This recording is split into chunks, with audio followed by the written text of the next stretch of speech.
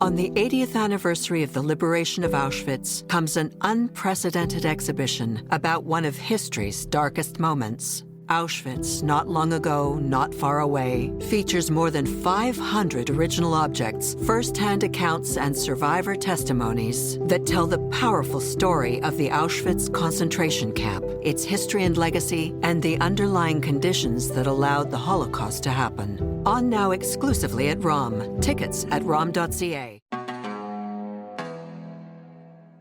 There's a reason my grandfather was one of the very few very famous musicians in Iran who was Jewish, and definitely the most famous singer in Iran who was Jewish ever.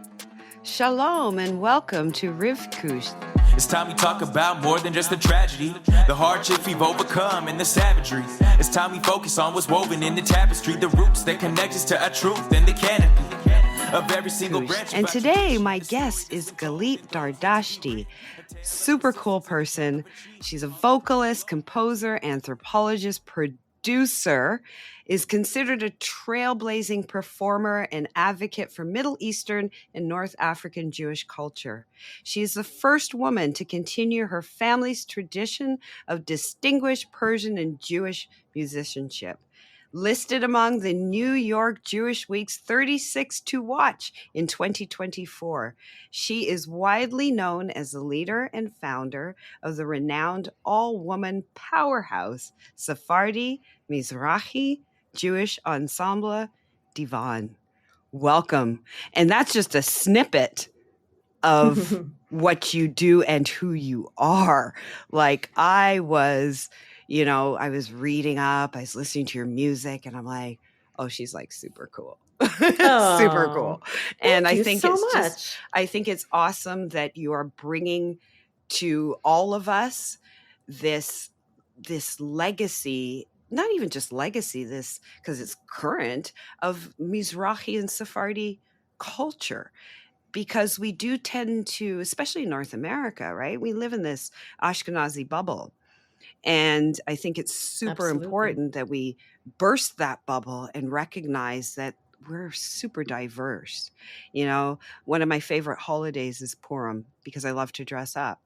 And I say to people, I said, Purim is a story of a Jew of color from Persia. Yeah, absolutely. Right? We were diverse forever. So welcome. Welcome. I'm so happy you agreed to do this. Yeah, I'm excited to be here. Yeah. So I want to just launch into what has led you to do this work. I know it's a small question, but I bet it's a big answer because, as we mentioned, you're the first woman to continue your family's tradition. So tell me a little bit about that, please. Yeah, it's a great question.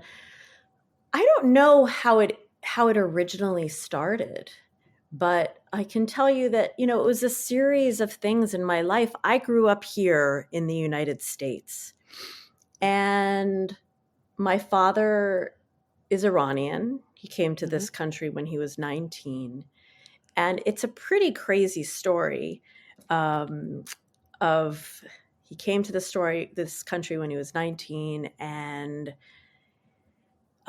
he comes from this long generation of singers. My grandfather was one of the most famous singers of Persian classical music, actually, in Iran. He was adored by Muslims in Iran in the 1950s and 60s. He was a huge star there. That's Yunus? Am I saying his name right? Yunus. Yeah. Dardashti. Yeah. So it's kind of a nutso story about how my dad came here and ultimately became an Ashkenazi cantor. Oh. My Iranian father. And actually, I'll just make a little plug right here, and hopefully we'll return to this, but my sister and I created a podcast, an audio documentary documentary called The Nightingale of Iran. And it tells this whole crazy story. We will. Yeah. I do want to circle back to that. Yes. My grandfather was known as the Nightingale of Iran. Okay. So the reason that I'm mentioning this now is I have this whole heritage, though I knew about it as, a kid growing up here in the United States. I was really, really disconnected from this heritage of mine.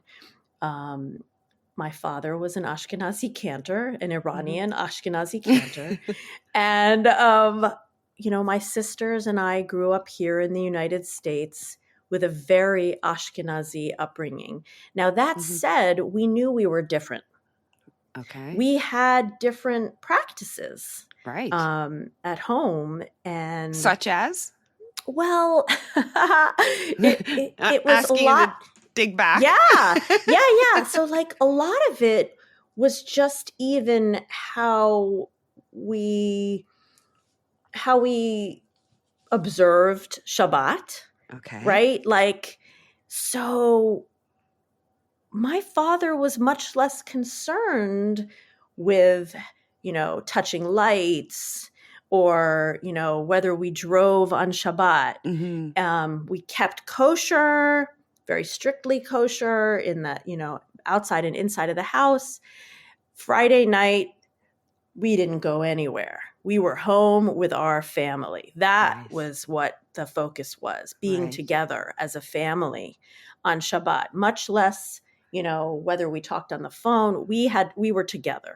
Right. And so there were just these different ways that it seemed like, my father was a cantor in the conservative movement. Okay. So there were just very different ways that he, as we knew we were different. We knew our practices were different. We knew we celebrated things differently. But mostly we subscribed to Ashkenazi practices. So when I had the opportunity as an adult to explore, to explore things, I went to Israel my junior year of college. And that was really the first time that I even understood that there were people called Mizrachim and that they were discriminated against in Israel. And, there was just so much that I didn't even know at all. And then learning that my famous grandfather, who I knew, I was lucky to know him growing up a little bit, but I couldn't really communicate with him. Just Why to is know that? So he spoke Persian. He really didn't speak Hebrew, but my Hebrew before he passed away wasn't really good anyway. It wasn't great at that time, but he wouldn't have helped. He only spoke Persian and French, and I didn't speak either of those languages. So I really couldn't communicate with him. Right. So, my grandmother, she learned English and she learned Hebrew. My grandfather just really had no time for that. So, I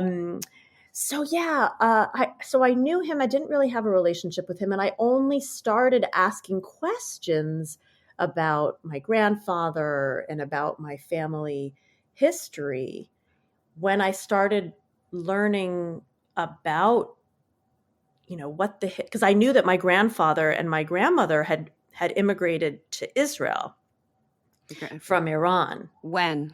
In the 1960s. Okay.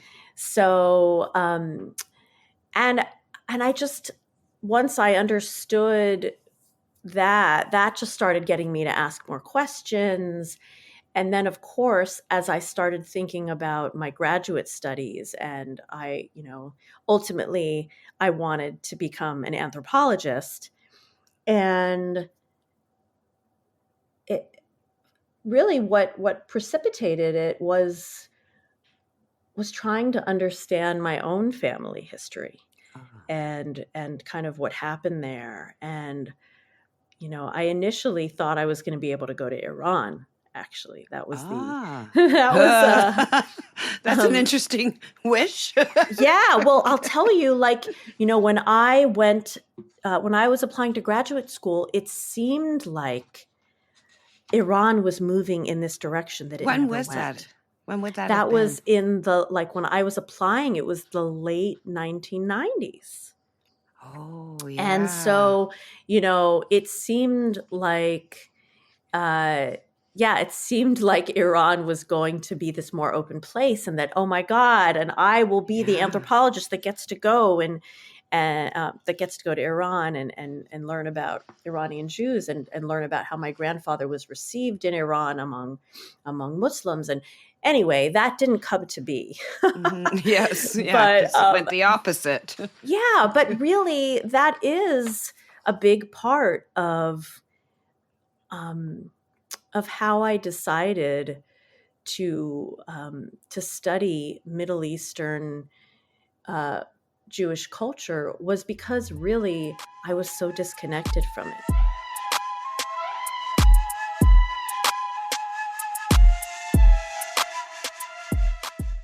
On the 80th anniversary of the liberation of Auschwitz comes an unprecedented exhibition about one of history's darkest moments. Auschwitz, not long ago, not far away, features more than 500 original objects, first-hand accounts, and survivor testimonies that tell the powerful story of the Auschwitz concentration camp, its history and legacy, and the underlying conditions that allowed the Holocaust to happen. On now exclusively at ROM. Tickets at rom.ca. Because one of the things, too, it's interesting how you said it wasn't until you went to Israel that really the concept, the Mizrachim was, because it isn't something that you really hear about on this side of the world, right? And people tend to lump everybody into one. It's like you're Ashkenazi or you're Sephardic. And it's like, but they're different. There's commonalities, but it's still different regions, right? Yeah, so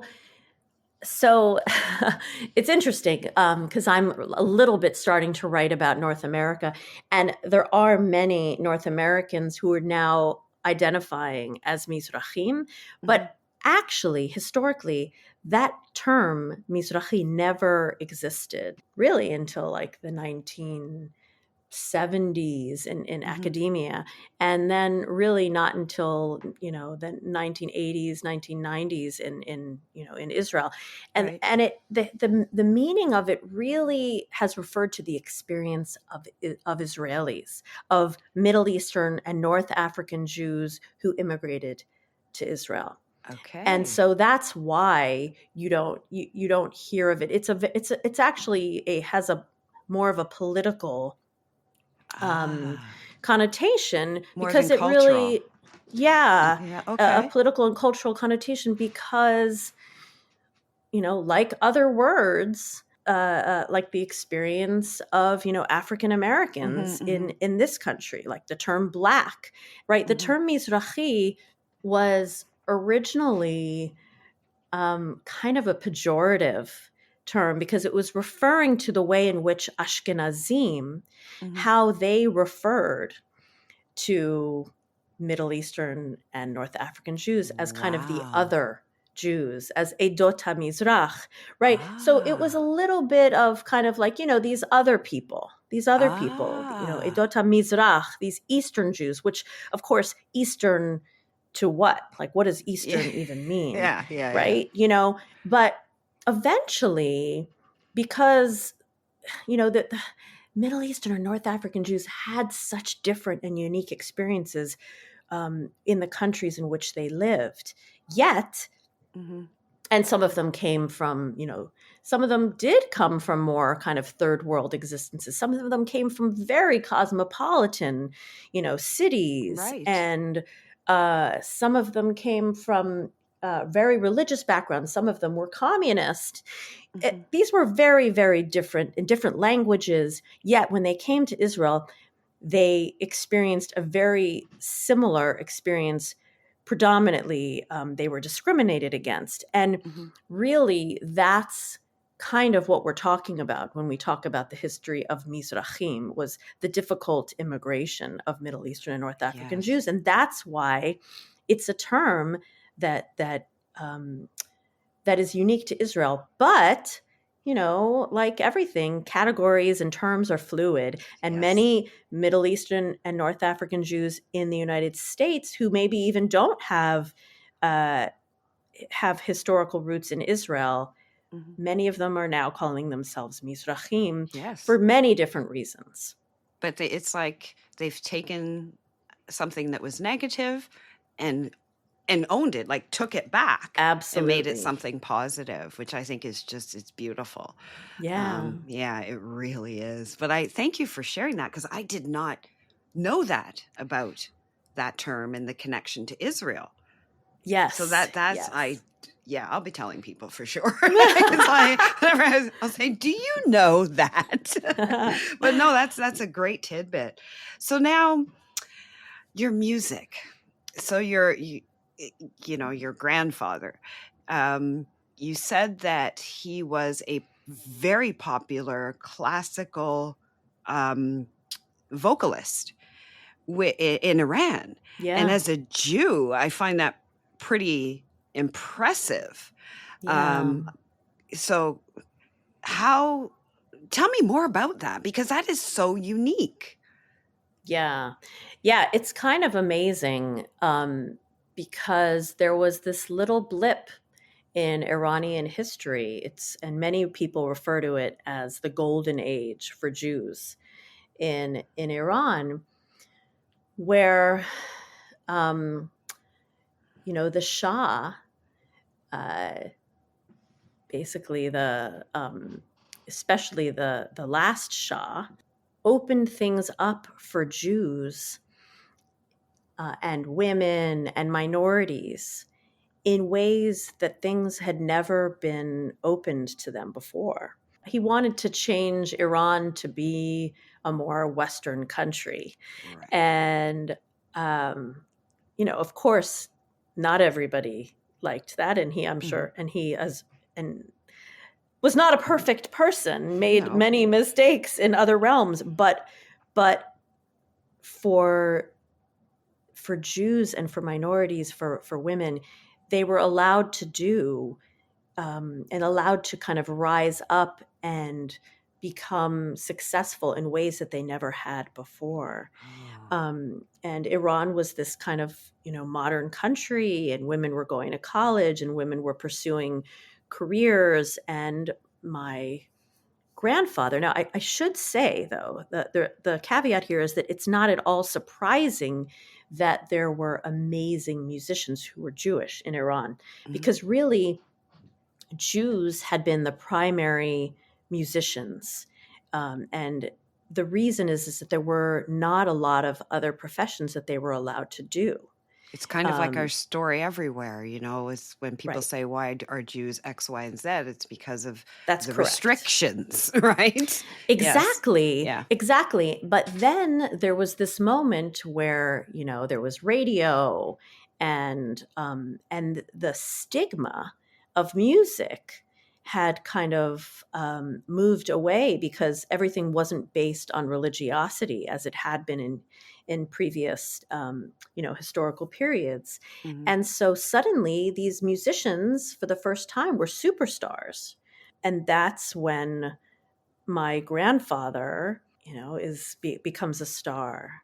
It's very complicated, the history of music, though. And if you hear the podcast, I don't want to give everything away, but there's a reason. My grandfather was one of the very few very famous musicians in Iran who was Jewish, and definitely the most famous singer in Iran who was Jewish ever. That's incredible. Yeah. So yeah, he sang on the radio every week. People would kind of gather and be glued to their radios because he would sing once a week. Oh my goodness. And everyone would be listening to Dardashti on the radio, singing Persian classical music. And his voice was he was a master. You know how awesome that is? Yeah. Like that is really awesome. Like as you're saying it, I'm like, Oh my God. She had an amazing grandfather. Like he was Yeah, I mean, part he was of the fabric of yeah. Iran. Yeah. I mean, it's just it was a really different time. Right. And he was the Nightingale of Iran. The That's what they called Nightingale. him. Wow. Now, so he did popular music. Did Well, he it's a also? little bit confusing Okay, so because the popular versus classical, there isn't the same divide. okay. You know, The classical because is the popular music. exactly. That was the music Yeah. at that time. Yes. Although it's interesting that you say that there did become a divide, soon, kind of towards the end of his popularity, where there was this kind of Persian pop music Okay. that kind of overtook people's interest in Mhm. kind of the classical. But before that, he was just, popular, Right. singing this, it was really Iranian art music. Okay. So Yeah. was he also a Khazan or? So that's a great question. So there were no professional cantors, Uh-huh. chazanim, in Iran or really in the Middle East. If you were a great singer and you knew how to chant and then you were asked to lead. And my grandfather did lead. Even before he became famous, he would lead services in synagogue because he had this crazy, amazing voice. Yes. And so he was often asked to lead services. And even when he was hugely famous, he continued leading services. He loved leading services. And people would say, "Oh, Dardashti's leading services at this synagogue or this And synagogue." off they go. Yeah. You brought them in. Yes, it was very exciting to people to Oh my get to hear him lead. goodness. Well, I just love this style of the music, and I'm not a musicologist. I love music. I play piano badly, bass guitar badly. People say to me, "Can you sing?" And I actually say, "Everybody can sing." You should say, "Do I sing well?" Well, yes. So that's a whole other story. But I enjoy get singing. it. But there's something that hits my soul, my heart, when I hear Mizrachi music, when I hear Safar. It makes me. I don't even know how to explain it. Yeah, you don't have to. The soulful music makes my heart burst. The music that is joyful makes me want to dance at my seat, like it's just like you can't, it's engaging. It's engaging. It is not. If it moves you, it moves you. I mean, I think that's what matters. And sometimes it is hard to describe kind of the way music makes us feel, right? Or what about it, it appeals to you. But it definitely, as soon as I hear like the first couple of notes, I'm like, oh, here it comes. It just does something to me. And so I was listening to, well, first of all, tell me a little bit more about the group, the ensemble. Which group? Divan. Oh, yeah. Like, actually, I should have clarified. Divan. Oh, yeah. So Divan was my first ever musical project. Mm-hmm. As a kind of away from my family, because I guess what we didn't talk about is I used to perform professionally with my full family, with my parents and my two sisters growing up. Oh my goodness. So you're like kind of like the Persian version of like the Osmonds or something. It's like a singing group. Right, except for we didn't play any Persian music at all. Okay. So but you were a group, a family group. Yeah, we were like the Jewish version, let's say. Yeah, that's kind of cool.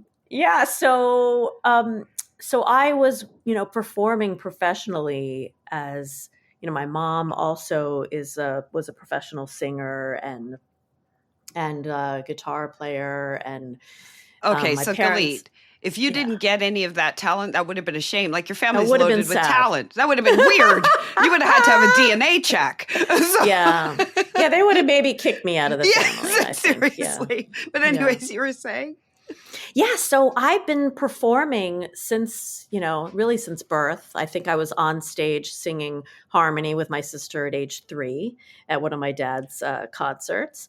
So, yeah, I've been performing forever.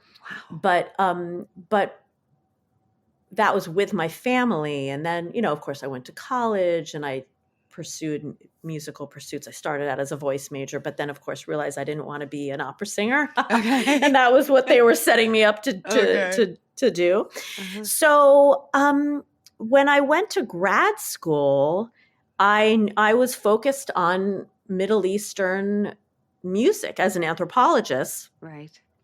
And I was also a singer, and I met musicians, and they heard I was a singer, and they asked me to perform with them, and it's just kind of one thing led to another, and I formed this Middle Eastern all-female group called Divan, which means a collection of songs or poetry, and it means the same thing. That's in Hebrew, and in Arabic it's diwan, in Persian it's divan, and it kind of just sort of happened. It's like, you meet one musician. I was going to say, how'd you find each other? Yeah, like it really happened very accidentally that we became all female, meaning like we started out that it was this female percussionist asked me to be in a band with her, and we started, making some music together. And I said, yeah, I mean, if I'm going to be in a band like Lauren, and she happened to be Jewish, then it's going to be a Middle Eastern Jewish band because that's my interest. Right. And she said, okay. And then we kind of were, we knew this Israeli cellist. She was the daughter of my Hebrew professor in grad school. And, and then we were like, okay, I think we're an all-female band. And so, for our last musician, we looked for another woman. But I'll tell you, it happened. And and of course, we were performing mostly sacred Middle Eastern Jewish music, right? Because, I'm the daughter of a cantor. Yeah. And that was very natural for me to gravitate towards the religious music. That was kind of what I was interested in. But of course, as I mentioned earlier, I grew up in the conservative movement with a capital C, which is egalitarian. Yes. So for me, there were no boundaries to, I'm a woman, I shouldn't be singing. Yeah. I shouldn't be singing religious music that, is usually reserved for male cantors. It actually almost naively didn't occur to me. I was just like, oh yeah, okay, like I'm learning like, this. Let's do this. Yeah. Yeah. And it really, interestingly, only occurred to me that what I was doing was kind of, groundbreaking in many ways, because of the ways that the audience reacted to it. I was just pursuing what I was excited about pursuing. What were some of the reactions? Women who would come up to me who grew up in the Sephardi Mizrachi world would say like, oh my God, I grew up hearing this music. I haven't heard it in ages, but I've never heard a woman sing it. And it's just amazing. And it just kind of blew their mind. And I was like, oh. Because it never would have occurred to you. Yeah. I mean, it's kind of crazy to say, but I was just like, oh, right. Yeah. I was just pursuing something that I was excited about and hadn't really been exposed to.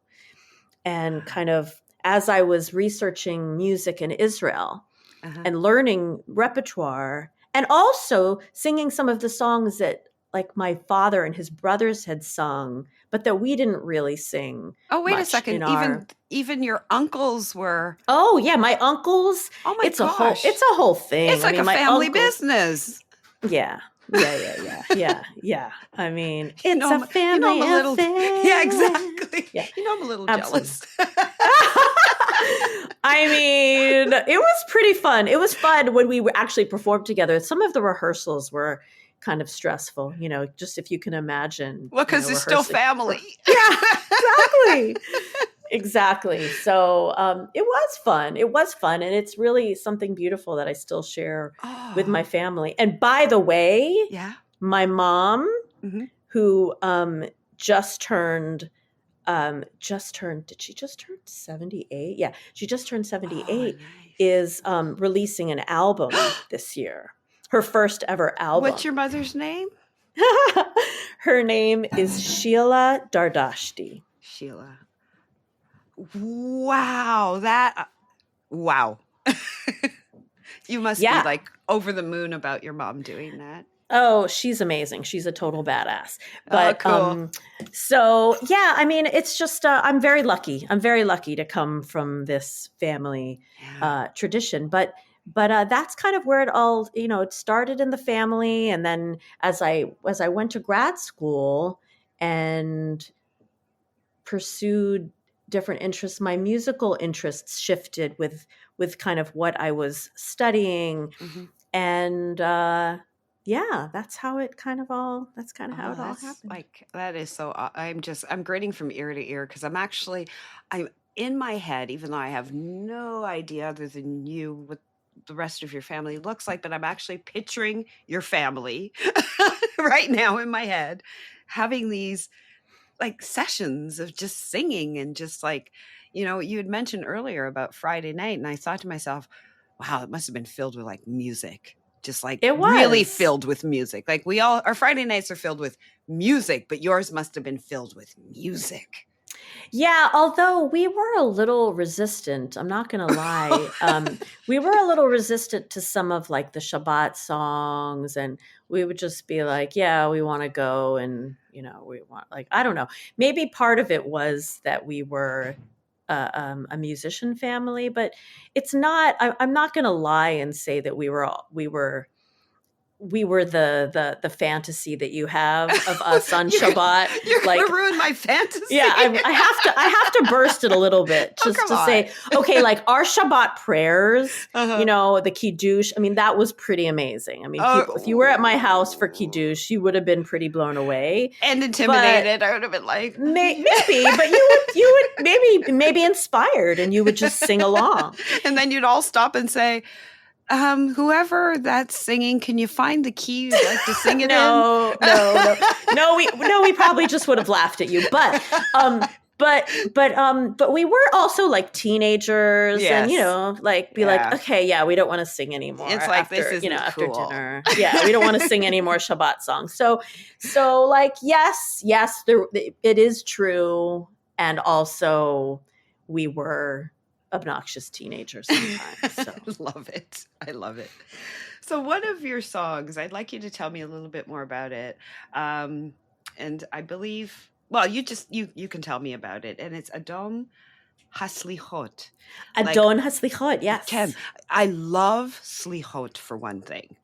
I am, full confession, I don't attend every service that's out there for us, but that is the one that I actually do go to. Really? Yeah. You go to Slichot services. Yeah. That's so interesting. Okay, so Slichot are these, these prayers that in the Ashkenazi world, right? Like people usually have like one day of Slichot. Right. That's like before Rosh Hashanah and Yom Kippur. And the idea of these Slichot prayers, they're supposed to put you in the mindset. They're supposed to prepare you spiritually for Rosh Hashanah and Yom Kippur. In the Middle Eastern and North African tradition, it's every single night for a month before Rosh Hashanah and Yom Kippur. They, do these prayers either like very late in the night or very early in the morning, which is the tradition in the Persian tradition. And I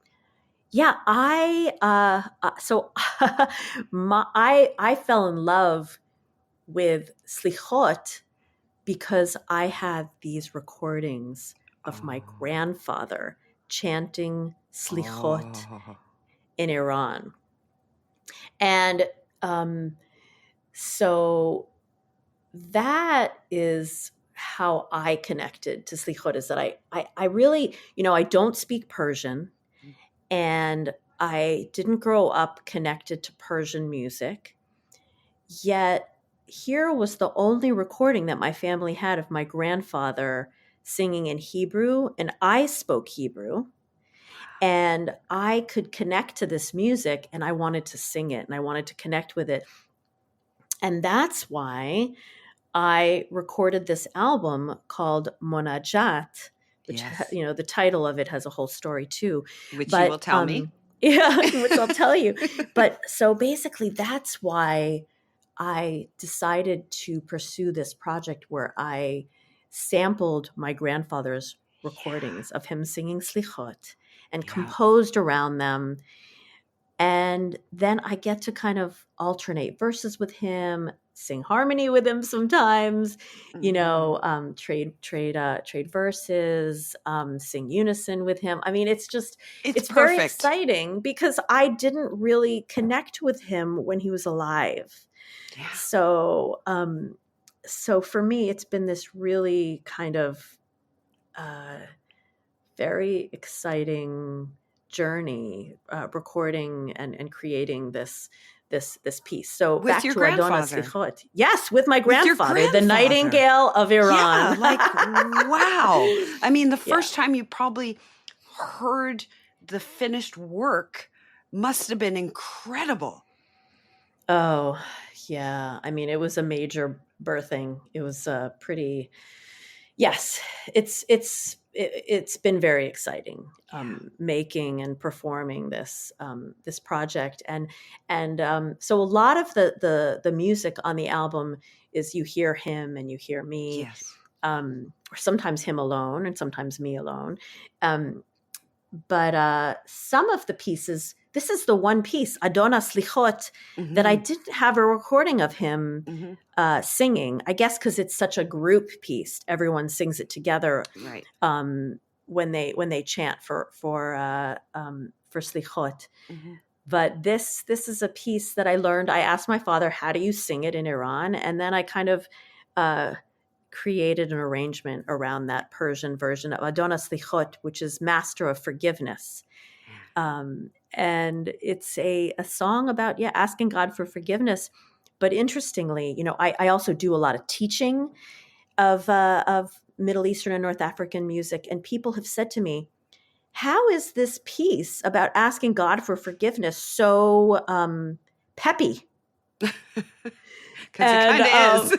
And I said, well, different cultures, different people have different ways of speaking to God and, expressing themselves to God. And also there's the idea that there is joy in knowing that you can be forgiven. Exactly. And it is one of those pieces where at the first few notes, I feel myself, that feeling. It rocks out. Yeah. Yeah. So in terms of music that you, I was going to use the word collaborate, maybe, that you did with your grandfather, what is one of your personal favorites? Oh. And why? I mean, there it's hard to pick. It's very hard to pick.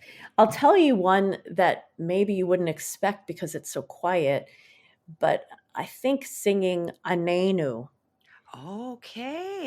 with my grandfather is kind of a really emotional piece for me because I'm literally trading verses with him, and the words mean, answer us. You're asking God to answer us, right?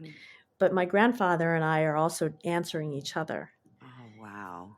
In the piece. And it's a very kind of, it's an empty song, meaning it's not as arranged, and it's just kind of much more raw. You hear me and you hear my grandfather. And so it's kind of, it's an emotional piece to sing. So I guess that's one of them. Okay. Because I actually did write that one down. that I meant to ask you Oh, about because it did strike me also. So you made me smile when you said that. oh, Yeah, good. because I did. I wrote it. That's why I went, oh, yeah. So Yeah. it did. It Yeah. spoke. I mean, it's emotional to sing it. Oh, So, yeah. yeah, I enjoy Oh, it. that's wonderful. Oh my gosh. So what's next for you, Galeet, in your journey? Yeah. I mean, there's so much. I will say that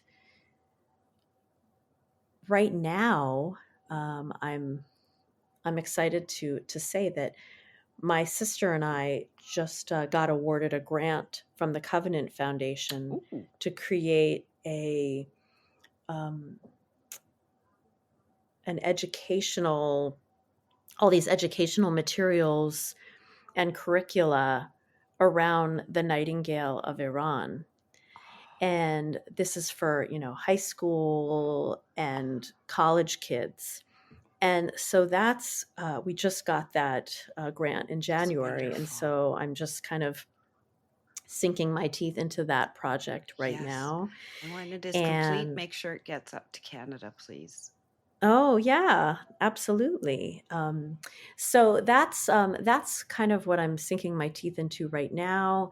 In addition to trying to finish my book that is on Middle Eastern and North African Piyutim and kind of the um, the Piyut craze in Israel, and really it started in the kind of early 2000s when people kind of were reconnecting with this Middle Eastern and North African religious sacred songs and why it took off in the pop music world and in the way it did.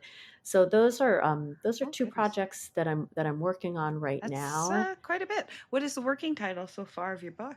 Oh God, I actually don't remember because I've been away from that project for almost a year now as I um, toured Monajat, Ah, created the Nightingale of right. Iran, and um, yeah, I had to kind of take a break from it, and I Yeah. changed the title so many times that I don't Okay. actually That's remember fair. what That's fair. I don't actually remember what it's called, um, but it's on the Mizrachi uh, Piyut craze in Okay. And Israel. so we'll keep an eye on it because you do have a website. So I'm sure that when it's done, you will post your book, like how to access your Absolutely. book.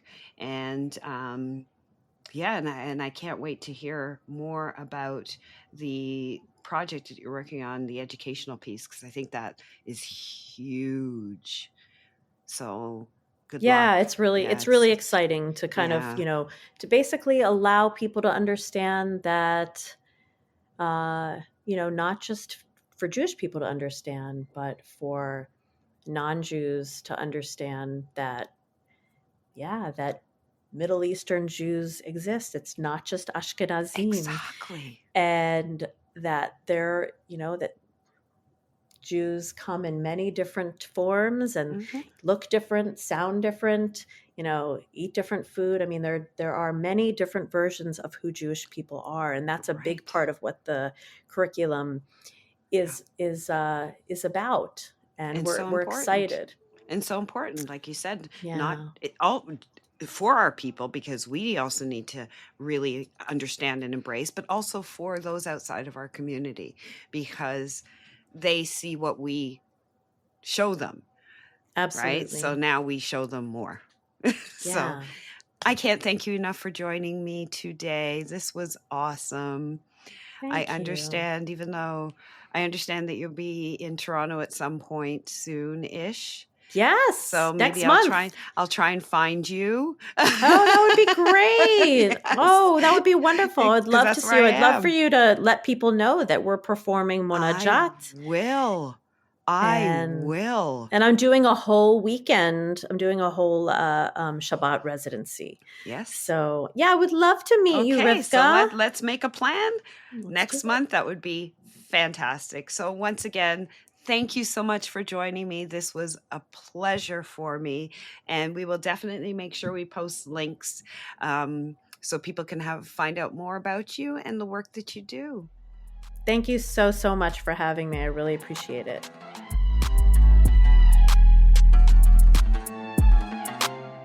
Rivkush is hosted by me, Rivka Campbell. We're produced and edited by Michael Fraiman and the CJN Podcast Network. Our theme music is by Westside Gravy.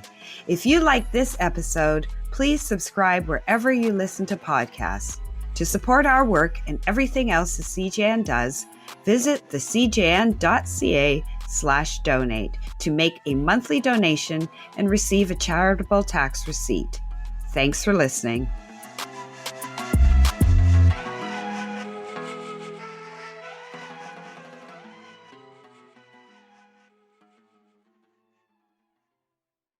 On the 80th anniversary of the liberation of Auschwitz comes an unprecedented exhibition about one of history's darkest moments. Auschwitz, Not Long Ago, Not Far Away, features more than 500 original objects, first-hand accounts, and survivor testimonies that tell the powerful story of the Auschwitz concentration camp, its history and legacy, and the underlying conditions that allowed the Holocaust to happen. On now exclusively at ROM. Tickets at rom.ca.